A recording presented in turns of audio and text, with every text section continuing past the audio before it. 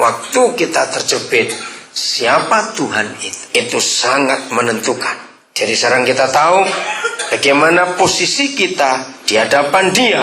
Itu ditentukan oleh pengenalan kita. 2 Tawarikh 17. Mengapa Yosafat bisa sehebat ini dengan Tuhan? Ini penting sekali. Pasal 17. Masih 2 Tawarikh, pasal 17. Orang tua, kita perlu sekali menunjukkan ini kepada anak-anak kita. Ayat 1. Maka Yosafat, anaknya, menjadi raja menggantikan dia.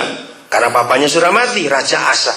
Sebagai pemimpin Israel, ia memperkuat dirinya dengan menempatkan tentara di semua kota yang berkubu di Yehuda dan pasukan-pasukan pendudukan di tanah Yehuda serta di kota-kota Efraim yang direbut oleh Asa, ayahnya. Ayat 3 ini kunci kemenangan Yosafat. Dan Yahweh menyertai Yosafat. Ini kunci berkat, saudara. Ini kunci kemenangan. Bukan di mana posisinya, berapa banyak kekayaannya, tidak. Yang penting adalah apakah Papa menyertai atau tidak. Dalam seluruh kehidupan bangsa Israel, kita lihat saudara catatan. Tuhan menyertai Yusuf, Tuhan menyertai Salomo, Tuhan menyertai Daud, menyertai. Yang tidak disertai justru mengalami kehancuran.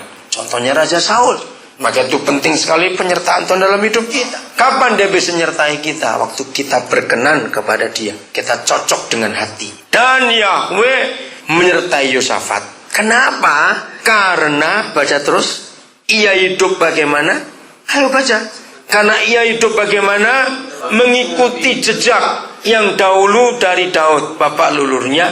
Dan bagaimana? Tidak mencari Baal-Baal, dewa-dewa, idol-idol, melainkan mencari Tuhan papanya. Nah, ayat ini yang luar biasa. Siapa yang disembah oleh papanya, itu yang diikuti oleh anaknya. Kalau seorang ayah, uang terus yang dipikirkan. Kalau uang adalah Tuhan dari seorang ayah, maka anak itu akan tahu siapa yang disembah papanya. Saya beri contoh begini, ini di Indonesia. Kita tahu berapa banyak orang Indonesia yang senang dekati pejabat, betul tidak? Untuk proyek, untuk koneksi. Itu penyakit bangsa Indonesia, saudara. Itu rusak bangsa itu. Satu hari, ini orang tua punya masalah. Berat sekali. Anak-anak tahu. Mereka semua takut. Tiba-tiba anak-anak lihat papanya telepon jenderal. Begitu anaknya dengar papanya ngomong pada jenderal itu. Karena anak itu tahu jenderal itu juga. Terus datang utusan. Anak itu melihat semuanya. Berapa hari kemudian masalah selesai. Keluarga bersuka cita kembali. Percayalah, sampai anak ini gede, anak itu belajar. Kalau punya masalah, cari jenderal. Ngerti ilustrasi ini, saudara? Siapa yang disembah papanya, itu yang diikuti oleh anaknya. Maka itu kalau kita uang, apa-apa uang, gampang, ini ada uang, gampang. Maka di otak anak kita, Tuhan kita adalah uang. Maka juga harus bawa ya, ayat 4 ini penting. Melainkan mencari Tuhan. Apa-apa siapa yang kita sembah. Kalau kita pemabuk, anak tahu alkohol itu Tuhan Bapak. Karena begitu ada masalah larinya ke botol. Ada masalah larinya ke situ. Anak-anak akan niru. Ia hidup menurut perintah-perintahnya dan tidak berbuat seperti Israel. Oleh sebab itu Yahweh mengokohkan kerajaan yang ada di bawah kekuasaannya.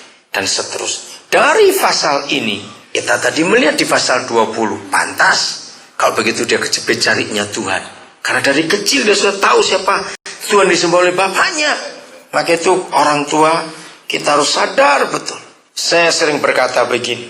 Menjadi tua itu otomatis. Nggak usah ditunggukan tua sendiri kita ini. Tapi menjadi orang tua itu lain cerita. Betul? Saya ulangi. Menjadi tua itu otomatis. Tapi menjadi orang tua itu cerita lain. Juga kalau ada di antara saudara takut tua maju ke depan, kita injak. Karena itu sombong. Saya tuh baru tahu akhir-akhir ini banyak orang takut jadi tua. Ya ampun, jangan takut. Kalau saudara takut jadi tua itu sombong. Mau jadi ular, ganti kulit, nggak tua-tua. Jadi tua itu anugerah Tuhan. Amin. Sungguh serius yang saya berkata. Tolong Pak Gembala periksa siapa yang takut jadi tua di antara jemaat ini. Boleh didoakan itu roh jahat dalam dirinya. Dosa besar orang yang takut jadi itu dosa besar, saudara. Karena dia sombong. Dia nggak mau menerima kenyataan hidup. Menjadi tua itu otomatis. Jadi orang tua itu kita harus belajar baik. Karena anak-anak kita akan melihat kehidupan kita bagaimana. Jadi penting sekali kita melangkah dalam kebenaran yang Tuhan tunjukkan kepada kita. Kita ikuti. Jangan kita menolaknya. Amin kan ini. Apa kebenaran yang disampaikan kepada kita, ikuti. Karena dengan demikian kita akan jadi orang yang diberkati betul. Karena kita taat pada aturan-aturan. Musa, kita akan belajar bagaimana dia mengenal Tuhan, tahu apa yang Tuhan mau kerjakan dalam hidupnya. Keluaran pasal 33. Saya suka sekali melihat ini. Keluaran 33. Bagaimana Musa begitu akrab dengan Tuhan. Mulai ayat yang ke-7.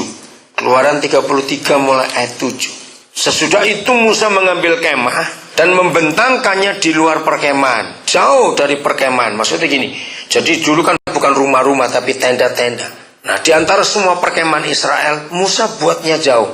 Satu kemah dia bangun dan menamainya kemah pertemuan. Memang tempat dia jumpa dengan Bapa di surga. Setiap orang yang mencari Yahweh, keluarlah ia pergi ke kemah pertemuan yang di luar perkemahan. Jadi di situ tempat Tuhan menjumpai anak-anaknya, Bapa yang baik itu. Apabila Musa keluar dan pergi ke kemah itu, bangunlah seluruh bangsa itu dan berdirilah mereka masing-masing di pintu kemahnya. Jadi tahu, kalau bangsa itu melihat pemimpinnya sedang menuju ke kemah itu, oh sebentar lagi Yahweh pasti turun berbicara.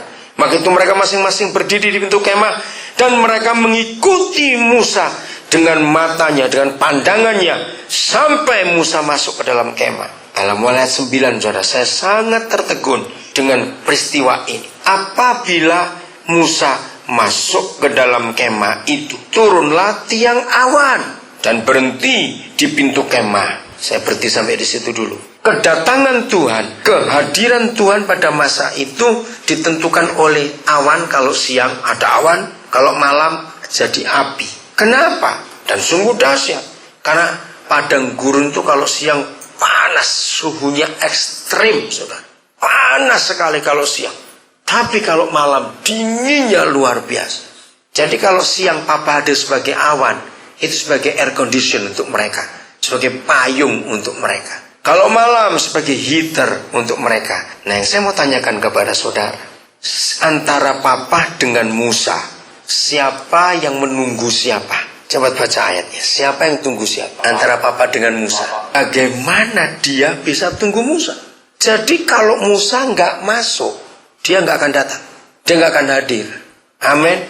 Miliki hubungan ini. Saudara percaya Papa kita nggak pernah berubah dari dulu sampai selama-lamanya? Amin. Kalau dulu dengan Musa dia bisa begitu dekat, dengan kita pun sama. Yes. Amin. Dia Papa yang baik. Kekristenan kita tidak akan ada artinya hanya rajin ke gereja, hanya rajin kebaktian, rajin memberi persembahan, tapi kita nggak punya fellowship, nggak punya hubungan yang begitu dekat dengan Dia, nggak ada gunanya. Bisa-bisanya yang Maha Kudus nunggu manusia. Juga yang berikut, dan berbicaralah Yahweh dengan Musa di sana. Siapa yang berbicara duluan? Papa bicara duluan. Maaf, jangan marah saya kalau katakan kalimat ini. Berapa kali kita doa, nyerocos dulu. Tuhan gak kasih kesempatan ngomong. Begitu dia mau ngomong, kita sudah amin terus pergi. Papa bingung kemana anak tadi sudah ada. Karena kita kebanyakan ngomong. Kalau Musa enggak, apa yang banyak ngomong? Ayo kita miliki iman ini, sudah. Begitu dekatnya. Setelah seluruh bangsa itu melihat bahwa tiang awan berhenti di pintu kemah, maka mereka bangun dan sujud menyembah masing-masing di pintu kemahnya. Ayat 11 lebih gila lagi kalau orang Jakarta bilang begitu. Dan Yahweh Papa berbicara kepada Musa dengan bagaimana? Berhadapan muka, seperti seorang berbicara kepada teman. Tuhan di perjanjian lama itu nggak bisa ditemui segampang kita di perjanjian baru. Betul tidak? Karena sudah terbuka jalan setelah Yesus Tuhan kita mati. Tapi justru ini luar biasa. Masih di perjanjian lama, tapi Tuhan sudah sedekat itu. Sampai ngomongnya ada pada depan, seperti kepada teman. Percaya Tuhan bisa bicara seperti itu kepada kita. Tapi janji kalau Tuhan nongol jangan lari ya. Betul nggak? Kalau Tuhan nongol jangan lari, lawas. Sambut dia, katakan amin. Dia itu Papa yang luar biasa, saudara, buat kita semua. Yang sangat hebat dalam hidup ini. Miliki iman ini. Maka terus selalu tanyakan siapa Tuhan buat diri kita masing-masing. Dia raja, dia maha tinggi, atau ATM Tuhan itu. Karena banyak orang Kristen menganggap Tuhan itu seperti mesin ATM. Asal ceklek dapat duit. Nggak bisa. Siapa Tuhan buat hidup kita itu mempengaruhi. Kalau dia Papa, aduh ini luar biasa. Kita bisa akrab dengan dia seperti anak dengan papanya. Amin. Kiranya firman hari ini membuat kita jadi orang-orang Kristen yang benar di hadapan dia. Tempatkan dia pada posisi yang benar. Karena dia itu hebat sekali. Terakhir, Matius pasal 11. Matius pasal 11. Kalau kekristenan kita seperti ini, wah hidup itu menyenangkan sekali.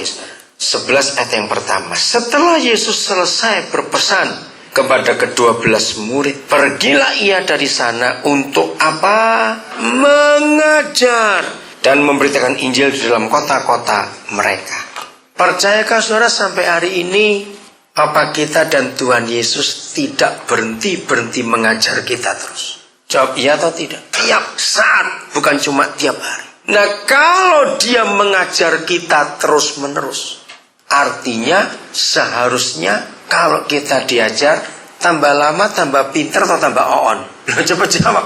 Lo seharusnya ayo jawab. Ya tambah pintar dong. Maksud diajar terus tambah on, tambah bodoh.